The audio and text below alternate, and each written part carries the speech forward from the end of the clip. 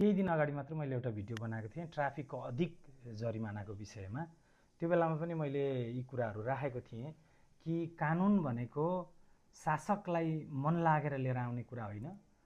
कानुन भनेको शासित हुने जनताले महसुस गरेको, आवश्यक महसुस गरेको कुरालाई शासकले अनुशासन थपेर लिएर आउने कुरा मात्रै हो।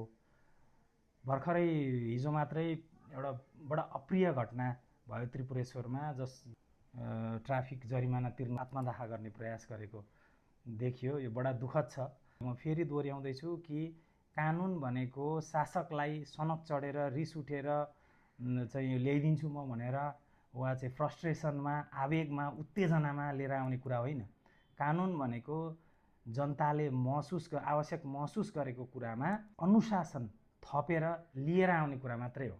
त्यही कारणले कानुन चाहिँ म चाहिँ शासक भएँ, मैले जस्तो कानुन बनाए पनि हुन्छ भन्ने कुराले यस्तै नराम्रा परिणामहरू दिन्छन्।